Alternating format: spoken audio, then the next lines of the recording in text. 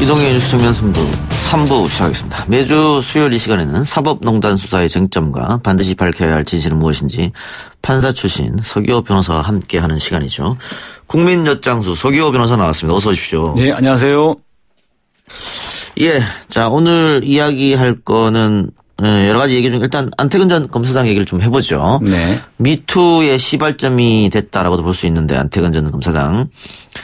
자, 검사를 성추행하고 인사 불이익을 준 혐의지 않습니까? 네. 검찰은 지난달 17일 열린 결심 공판에서 징역 2년을 구형했는데 법원의 결과가 나왔죠? 오늘 어땠습니까? 오늘 2시에 선고됐는데요. 징역 2년에 법정 구속을 했습니다. 구형 2년인데 징역 2년. 좀 이례적이긴 한데요. 예. 그만큼 판사는 이 사안을 굉장히 엄중하게 봤다는 것이고 예. 구형을 했던 검찰은 안태근 눈치 보는 구형을 한 셈인 거죠. 좀 약하게. 구형을 약하게 했다. 예, 예. 서지현 검사 측의 변호인이 훌륭해서 이런 결과가 나온 것 아닐까요? 네, 그 변호인 이름이 서기호라고 하더라고요. 제 이름하고 똑같더라고요. 동명이인이네요. 네. 네, 그런데 제가 작년 11월 달에 서지현 검사님으로부터 사건을 맡게 돼가지고 민사소송을 맡았는데 예. 이게 형사소송도 같이 맞대응을 해야 되겠더라고요. 그래서 그때부터 의견 진술권 신청도 하고 또 수사기록 열람 복사 신청도 해가지고 예. 저희가 분석해서 다 뒤져봤습니다. 그랬더니 한 20여 명의 검사들이 진술을 해놨는데 거의 대부분 거짓말을 막 늘어놓는 거예요. 예. 그래서 그 부분의 문제점들을 조목조목 지적해가지고 서지현 검사님이 정리해서 60페이지 이상의 그 진술서를 선고일 일주일 전에 제출했습니다. 예. 그래서 이번 유죄 판결이 그 진술서도 상당히 영향을 미치지 않았을까 생각을 하고 있습니다. 예. 그 성추행 문제는 이거는 뭐 시간이 많이 지나서 처벌이 어차피 안 되는 거고 이번에 어떤 혐의로 그러면 법정 구속이 될 겁니까? 예, 강제추행죄 부분은 2010년도에 있었던 건데요. 그 당시에는 친고죄여서 1년 이내에 고소를 해야 되는데 고소를 못했던 상황이었죠. 예. 그래서 기소가 안 됐던 거고 다만 2014년 이후에부터는 법이 개정돼서 이제는 성범죄에 대해서 이렇게 고소 없이도 처벌이 가능합니다. 예. 그러다 보니까 2015년도 8월 달에 통영지청으로 인사보복 발령을 낸 이 부분을 직권남용죄로 적용을 해서 기소가 됐고 이부 직권남용죄에 대해서 징역 2년이 선고된 겁니다. 다만 판사 입장에서 볼 때는 강제추행 부분은 너무 명백하고 사실관계도 다 확정이 됐습니다. 목격자도 있고요. 그래서 이게 기소되지 않았을 뿐이지 이 강제추행에서부터 시작돼서 이 직권남용 인사보복까지 이루어진 거니까 이것을 이제 굉장히 죄질이 안 좋다라고 본 거죠. 판단한 거죠. 그런데 네. 결국은 인사보복 문제를 짚어서 직권남용이 인정된 거네요. 그러니까 형식적으로 보면 직권남용죄에 대해서만 이제 징역 2년이 선고된 거지만 실질적으로는 강제추행죄도 인정된 셈이다라고 볼 수 있습니다. 그러면은 그 직권남용 인사 문제 구체적으로 어떻게 인사 문제를 개입했다는 겁니까? 예, 원래대로 하면은 그 통영지청에 경력 검사가 한 명만 배치돼야 되는데 서지현 검사가 그 경력 검사이고 경력이 좀 높은 검사였거든요. 예. 그런데 경력 검사가 있음에도 불구하고 서지현 검사를 통영지청으로 발령을 낸 겁니다. 그것도 굉장히 서울에서 먼 곳이잖아요. 그래서 그리고 또 한 가지는 그렇게 이례적인 인사 발령을 내밀 있어서 한 번에 인사 발령 낸 게 아니라 이 여러 차례 시뮬레이션을 거쳐가지고 인사 발령을 이렇게 안을 짜거든요. 근데 이 안을 짤 때 여러 차례 안이 바뀌었는데 예. 어느 갑자기 통영청으로 딱 확정이 된 거죠. 그러면서 안태근이 그 실무 담당자에게 서지현을 날려한다 이런 말을 했다는 겁니다. 왜 그러면 날려한다고 했냐. 강제추행에 자기가 가해자인데 그 뒤에 검찰 내부에서 가해자로 지목돼 가지고 임은정 검사가 계속 그 문제 제기를 했고 그러자 자기가 검찰국장이 된 뒤에 자기 나중에 출세에 지장이 있을까봐 미리 서지현 검사를 잘리려고 했던 거죠. 그러니까 자기는 결국 나중에 검찰총장까지 생각한 겁니다. 그러면 검찰총장 하면은 인사청문회를 하게 되는데 이 문제가 불거질 수 있단 말이죠. 그래서 법원 할 때 그 문제를 인정한 거고요. 네. 그런데 아까 변호사님도 이야기했지만은 이 인사조치 과정에 관여한 검사들이 검찰 조사나 재판에서 허위 진술을 했다. 네. 이 사람들은 그러면은 처벌 못 합니까? 허위 진술한 검사들. 허위 진술이라는 게 법정에서 선서하고 허위 진술을 하게 되면 그거는 위증죄로 처벌을 받을 수 있는데 검찰청에 나와서 조사받을 때 허위 진술한 부분은 그것은 법적으로 처벌할 그 조항이 없습니다. 아, 방법이 없습니까? 업무방해 이런 것도 안 됩니까? 네, 그런 건 안 됩니다. 그래서 이렇게 말하면은 듣는 분들이 청취자분들이 검찰청에서는 거짓말해도 되네 이렇게 생각하실 것 같은데 그러시면 안 되고요. 그리고 일반인들은 뭐 검사 앞에 불려가면은 그런 생각도 못 할 것 같아요. 사실 그렇죠. 많은 국민들께서는 정말 선량하게 법 없이도 사실 분들이잖아요. 그러다 보니까 검찰청 가서 설마 거짓말한다는 건 상상도 못할 일이죠. 하지만 이 법을 악용하는 그런 세력들은 이 검찰청 가서 거짓말을 참 잘합니다. 그러니까 검사들이 이 거짓말을 밝혀내기 위해서 여러 가지 증거들을 준비해놨다가 추궁하고 그러죠. 1심 결과에 대해서 서지현 검사의 반응은 어땠습니까? 제가 통화를 해봤더니 예상 외네라고 얘기해 놀라워하더라고요. 그 2년 나오고 법정 구속되고 한 거예요. 무죄 판결이 선고될 줄 알았거든요. 본인 예상하기로는.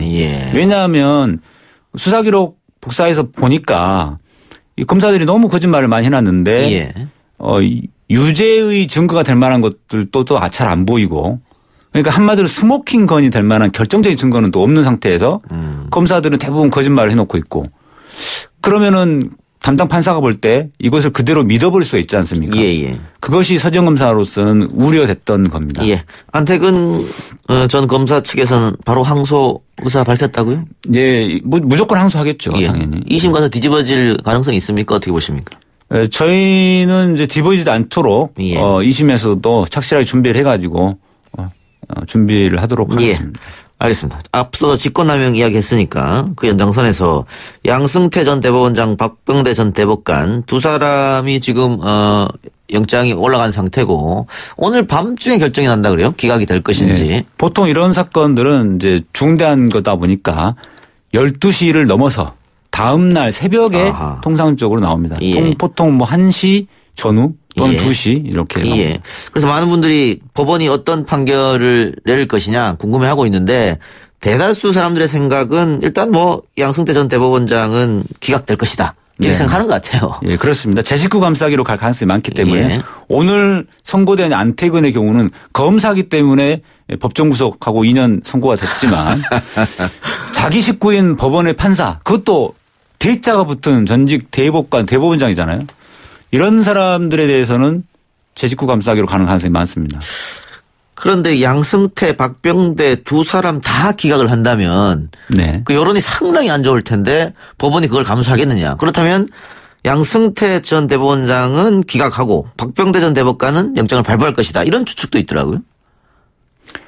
그런데 지금 법원의 영장 담당 판사를 비롯해서 대부분의 판사들은 국민의 여론을 별로 신경을 안 씁니다.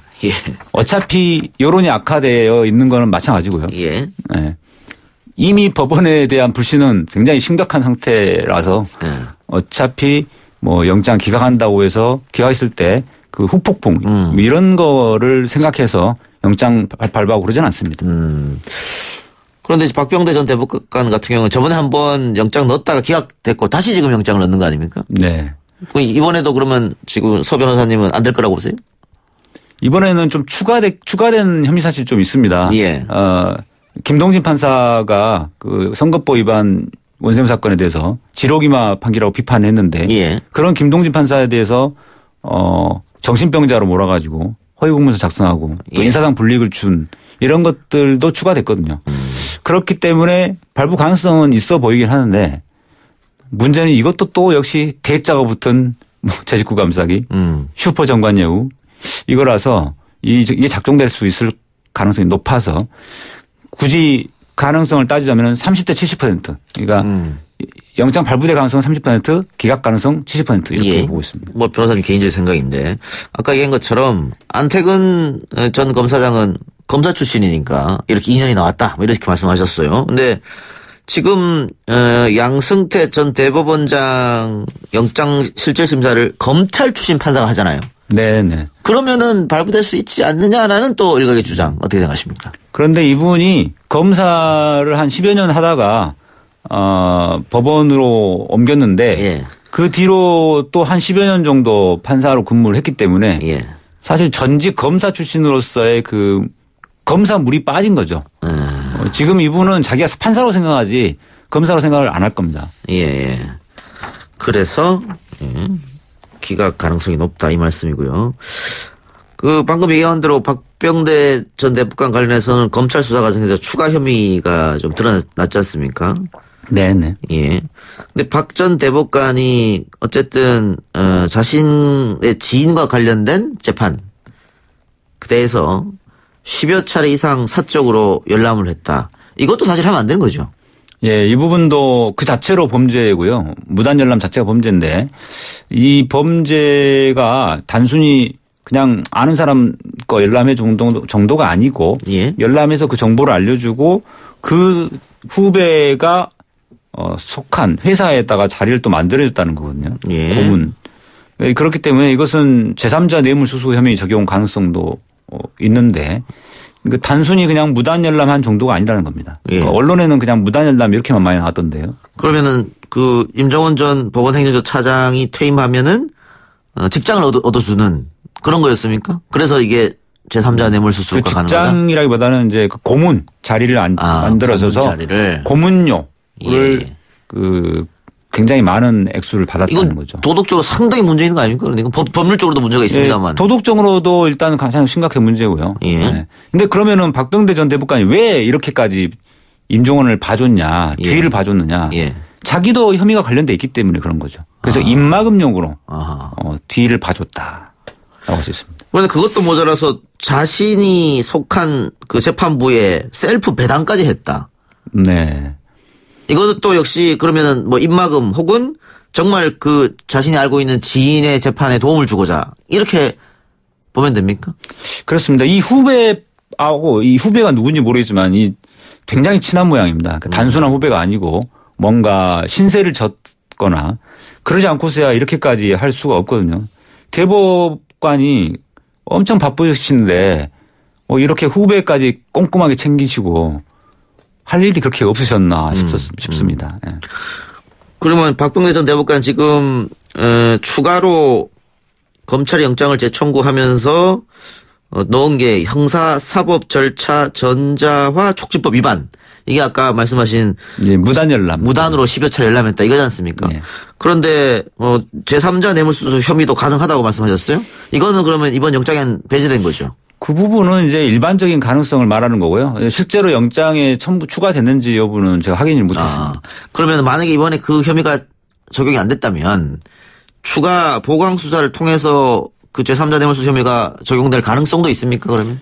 그렇습니다. 이번에 기각되더라도 또 추가 수사를 통해서 얼마든지 더 여러 가지 증거들을 모을 수 있는 것이고요. 그래서 내일 새벽에 영장이 두 사람 다 기각되더라도 제가 보기에는 또다시 재청구 가능성이 높습니다. 있습니다. 그러니까 특히나 양승태 전 대법원장은 딱 한 번 한 거잖아요. 예. 그럼 두 번은 해봐야죠. 네. 그리고 박병대 대법관은 이제 두 번이나 기각되는 거기 때문에 좀 부담스럽긴 합니다. 그렇게 되면은 세 번째까지 또 영장을 청구할 수 있느냐 이거는 좀 부담스러운 문제가 생길 수 있습니다. 원래 뭐 불구속 재판이 원칙이다 이런 말도 있고요. 이 양승태나 뭐 이 박병대나 두 사람은 도주우려는 없는 것 같고 다만 증거인멸은 좀 있어 보인다. 그렇다면 구속수사해야 된다. 네, 그렇습니다. 증거인멸 가능성이 매우 높습니다. 예. 농후하다고 그러죠. 농후하다. 네. 왜냐하면요. 이 두 사람이 구속되지 않으면 감옥에 있는 임종원 차장이 입을 열질 않습니다.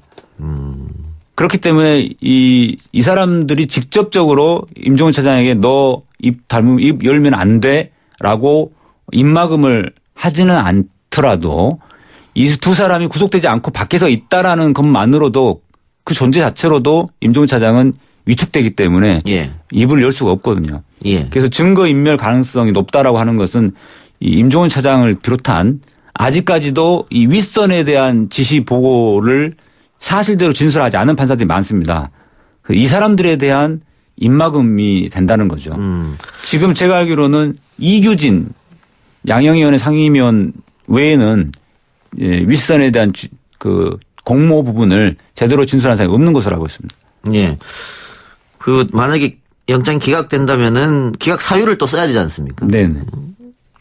다들 이제는 워낙 우리 예상이 되죠, 예, 충분히. 국민들이 예상할 수 있을 것 같은데 뭐 도주 우려가 없고 다툼의 여지가 있고 뭐 이런 얘기가 나올 것 같습니다. 증거인멸 가능성에 대해서는 이미 증거가 다 확보됐기 때문에 더 이상 증거인멸할 것도 없다. 이렇게 하는 거죠. 예. 제가 보기엔 더 추가로 마련할 증거들이 많이 있는데 예. 이미 판사들은 이미 더 이상 증거가 더 할 게 없다. 이렇게 지금 단정 짓고 있죠. 근데 뭐 구속 상태에서 재판받는 거하고 불구속 상태에서 재판받는 거 재판받는 것도 차이가 있고 검찰 수사도 상당한 차이가 있겠죠. 그래서 아까처럼 만약에 두 사람이 구속돼 버리면 이 임종원이 입을 열 가능성도 있고 그러면 이 수사가 굉장히 활성화될 수 있습니다. 그전에 확인하지 못했던 부분들까지 또 추가로 확인할 수 있는 것이고요.